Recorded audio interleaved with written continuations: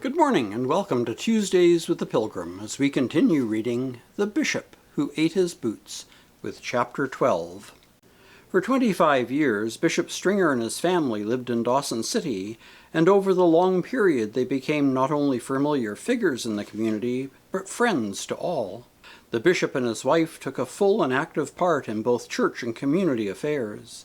In the parish, the bishop regularly took part in the services and preached at one service each Sunday when he was at home. In addition, he was a diligent hospital visitor. Mrs. Stringer was no less active in organizing the Women's Auxiliary and in the promotion of work among girls. One would suspect that all this activity must have been rather trying to the rector, who might be expected to have his own ideas about parish life and worship. There seems to have been no strong resistance from the successive clergy who served in Dawson, but it would seem that the bishop himself was conscious of the measure of tension, at least in the early days. The members of his family say that he never interfered with the local clergy, feeling that they should have the same freedom as others in the diocese. He would, however, have been less than human had he not, in the early days of his episcopate, wished to continue an active part in the pastoral and parochial ministry to which he had been accustomed. Moreover, as successive clergy came and went, he watched over the parish and community in which he was to spend the rest of his working life. Shortly after he had ordained John Morton Cumming Ching to the priesthood, he noted in his diary, quote, "This afternoon Mr. Cumming Ching called, and Archdeacon Canham and I had a long conference on church matters, especially with reference to his action re EP and my relation to St. Paul's Church as bishop. Rather discouraging," unquote. EP refers almost certainly to, quote, eastward position, unquote, or the practice of standing before the altar to celebrate the Holy Communion, in contradistinction to the custom more familiar in the diocese of standing at the north end. Stringer was never narrowly partisan in matters of churchmanship, but this was not a custom which he, as the graduate of an evangelical college in that particular age, could feel comfortable. His concern was increased by the confusion which such a change would seem to make for the people. The next rector, William Crary, was a militant evangelical who deplored sung services and turning eastward for the recitation of the creeds. The latter, he told the congregation, was a legacy from pagan sun-worshippers. In an interview with the writer in October 1961, when he was an old man, he said, quote, "The bishop lived in Dawson, and you just took it for granted. Sometimes the parishioners used to object because his sermons were so long. He never seemed to prepare until the last minute. Often I've gone in on Sunday afternoon and found him preparing an evening sermon," unquote. It is possible, however, that matters were not always as smooth as this would suggest, for Stringer had evidently written to the Metropolitan concerning some alleged lack of cooperation on Crary's part. The letter itself has disappeared, but Archbishop Matheson's reply was to the effect that, had the bishop wished to retain control of St. Paul's Church, Dawson, he should have appointed Mr. Crary as assistant curate rather than as incumbent. One other incident may be mentioned here since it has some connection with pastoral relationships in the matter of churchmanship. This occurred at Whitehorse. The bishop had just returned from a journey through the diocese when, on Sunday, quote, "after the evening service, many of the congregation came into the rectory, and to my great surprise, I was presented with an address and a gold pectoral cross and chain. I replied as best I could. I wondered what I would do with the cross, but said nothing," unquote. It would seem that he did nothing either, for he does not seem to have worn the cross until he moved to Winnipeg as archbishop in 1931. Among those who found their way frequently into the bishop's Dawson home were the Indians, who knew it as a place where they could receive sympathy, guidance, and, when necessary, material help. From time to time during the winter, they came in from their camps and villages with bales of fur, which they sold to the Northern Commercial Company. The town, with its electric light and other facilities, seemed to them a veritable fairyland, and there are tales that they purchased large quantities of electric light bulbs and took them back to their tents, firm and happy in the illusion that they would no longer need candles. Did not the magic globes give better light? Rarely did the Indians come to Dawson without seeing the bishop. Often there would be a large string of sleighs parked outside while a bishop listened carefully to the troubles of their owners. Sympathetically he heard them out, and, if it took his whole day, he would stay up most of the night to get his own work done. The others, waiting their turn to see him, would sit in the kitchen drinking tea in silence and consuming the innumerable pieces of pie or plates of beans which Mrs. Stringer plied upon them. With a good nature born of long practice, she accepted the continuous stream of visitors and spoke of them as, quote, "roses around my door," unquote. The Indians, in their turn, referred to the bishop and his wife by a word which meant, quote, "the two together," unquote. And this was apt, for the two were rarely seen apart. Nor were the Indians the only ones whom the Stringers befriended. Everyone knew everyone else in Dawson, and newcomers were quickly noticed. The Stringers, like all Northerners, made it their business to help the newcomer feel welcome. Catherine B. Robertson, a journalist, described her first encounter with the bishop. In doing so, she has given free rein to her newspaper woman's imagination, but the story is a good one and reflects the bishop's warmth and concern for others. She had just landed from the steamer Casca and was on her way to the post office when she saw a very large clergyman buying apples at a fruit stand. As she approached, he saw her, and barring her way, uttered a beaming, "Good morning." Without bothering to introduce himself, he made many inquiries. Had she had a good trip down the river? Was she alone? Would she be staying long? Did she know anyone in Dawson? He offered her an apple and volunteered to walk with her to the post office. As they reached their destination, he extended his hand and said, "My name is Stringer." "Oh," said the journalist, "I've heard of you for years, ever since my Sunday school teacher told me of your adventures among the Eskimos." "This indeed is a pleasure, my lord." "Shh," the bishop alleged to have replied. "Don't call me my lord. It isn't done in these parts. People call me bishop, unless they abbreviate it to Bish," whereupon he took her home to have tea with Mrs. Stringer. Naturally, the bishop and his wife became familiar figures in the community at large. He became an enthusiastic curler, and his contribution was apparently welcomed and appreciated by the rinks with whom he played. He was also active in the Yukon Order of Pioneers, the IOOF, and the Masonic Order, and held office in all of them at different times. Dawson's social life was an active one, yet marked by clear, although unwritten, distinctions. At the top of the social ladder were the commissioner and his wife, followed by the judges and the officers of the Royal Northwest Mounted Police, the upper civil servants, the bishop, clergy, and ministers, heads of large companies, bankers, lawyers, nurses, and teachers. Below this first level came the merchants and storekeepers, known collectively as the downtown crowd. After them came the laborers and the policemen, and at the bottom the dance hall girls, the prostitutes of Klondike City, the Indians, and those of mixed race.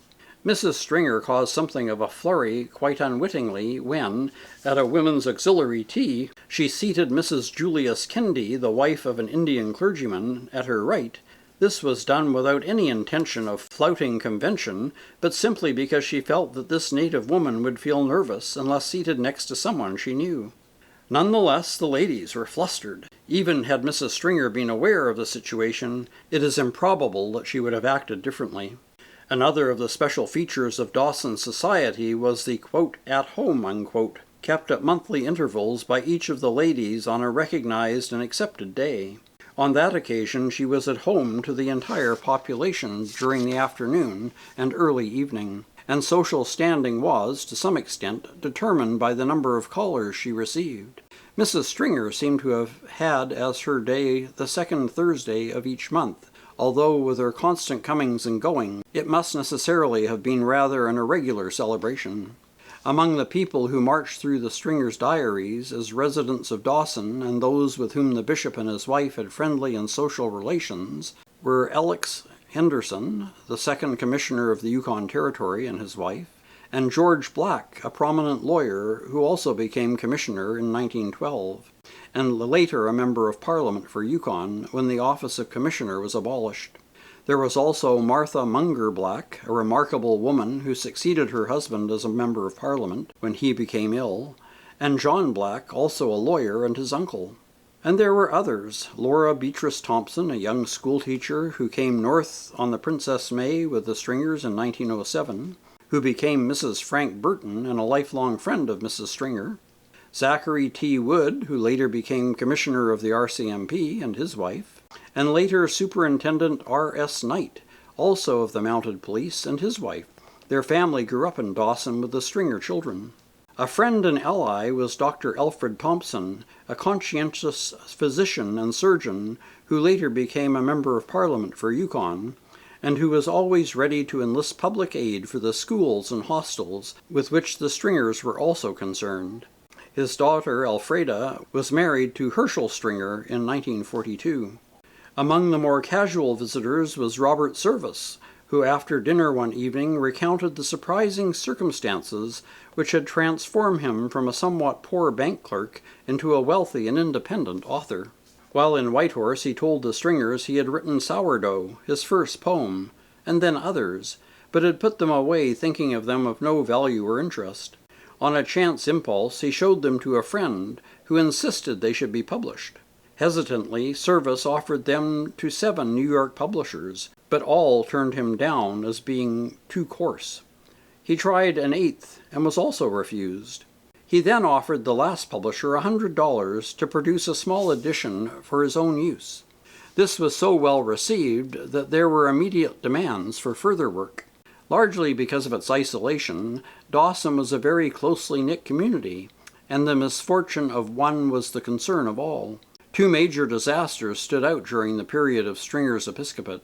The first was the death through cold and starvation of the members of the police patrol in 1911, previously mentioned, which followed closely on his own narrow escape. The other tragic event was the sinking of the steamship Princess Sophia in 1918, with 350 Yukoners aboard. The ship left Skagway for Vancouver in late October, and in passing down the Lynn Canal during a blinding snowstorm, it ran aground on a reef. The awful irony of the situation lay in the fact that there was ample time for the passengers and crew to be taken aboard other vessels, which quickly came to the scene of the accident. The master of the Princess Sophia insisted there was no danger, and that another Canadian Pacific steamship would soon arrive to rescue them. After the vessel had perched precariously on the rock for 2 days, a further storm rose, with little or no warning, and the ship slipped quietly into the deep and icy waters, carrying all aboard to their deaths. The Stringers were in Toronto at the time of the disaster, having sailed south on the Princess Sophia on her previous voyage. Like all Northerners, they were profoundly upset by the tragedy. The bishop took part in a memorial service at the Church of the Redeemer on Sunday, November 3rd, preaching on the text, quote, "So teach us to number our days, that we may apply our hearts unto wisdom," unquote. A verse of the 90th Psalm, which forms part of the burial office in the Book of Common Prayer. Among the Yukoners in the large congregation, there were Mrs. Burton, Teacher Gillespie, Mrs. McLean, Hot Stove Douglas, and several others. By no means the least important among these associated with the bishop and his wife were the members of their own family, and of them little was said. Their children were Rowena Victoria, born at Fort McPherson, Frederick Herschel, born at Herschel Island, Alexander John, born at Whitehorse, Wilfred Isaac Pompous, born in Toronto, and William Randall, born in Kincardine, Ontario. Rowena divided her schooling between Toronto, Kincardine, and Whitehorse and Dawson, afterwards spending 3 years at Havergal College in Toronto and graduating from the Toronto Normal School in 1918. For the next 8 years she taught in public schools in Toronto, Hamilton, and Dawson City. On October 7, 1926, she was married to Reverend Charles Robert Herber Wilkinson, later to become Bishop of Amritsar. She spent 32 years with him in missionary work in India, a marked contrast from her early days in the Arctic. As her mother remarked, quote, "I have always thought it curious that born in the midwinter Arctic wastes, she should have spent most of her adult life in the tropical heat of India, where her husband, too, is a bishop of a frontier of a different kind," unquote. Herschel Stringer shared his sister's early diversity of schooling, and afterwards went to Ridley College, St. Catharines. He graduated from the University of Toronto in medicine in 1926. After serving for 3 years as a medical officer of the Columbia Coast Mission, he went to do postgraduate work in surgery, first in Toronto, then in London, England, and Edinburgh, Scotland. During the Second World War, he served as a lieutenant colonel in the Canadian Army overseas and died suddenly in 1945. Alex Stringer, after elementary schooling in Dawson and Kincardine, entered Ridley College in 1918 and later graduated in arts from the University of Toronto. Upon graduation, he entered Osgoode Hall. Later, he received a Bachelor of Laws degree from the University of Manitoba and was called to the bar in that province. During the war, he served overseas with the Royal Canadian Navy and reached the rank of lieutenant commander. Upon his return to civilian life, he continued the practice of law in Winnipeg, specializing in litigation. In 1959, he was appointed senior judge of the Winnipeg Juvenile and Family Court. The third son, generally known as Bumpus, was the subject of some good-natured family difference. Quote, "Wife wanted Wilfred, I wanted Bumpus, and numerous friends wanted Isaac." Unquote. He followed his elder brother's lead and enrolled in the University of Toronto Medical School, graduating in 1933. He later took postgraduate work in London, England, and served as a surgeon lieutenant in the Royal Canadian Navy overseas during the Second World War. He died at Port Alberni in 1947. The youngest member of the family, Randall, attended Ridley College and the University of Toronto and took his degree in electrical engineering from the University of Manitoba. Shortly afterwards, he entered Wycliffe College, Toronto, and was admitted to the diaconate in 1938 by the Archbishop of Toronto for work at Christ Church, Oshawa. He was ordained priest in the following year, also by Archbishop Owen. 3 years later, after his marriage to Edith Louisa Harding, a daughter of Archbishop M.T.M. Harding, Stringer's successor as Metropolitan of Rupert's Land, he returned to the Yukon to serve at the Fort Selkirk Indian Mission for 4 years and at St. Paul's Pro-Cathedral, Dawson.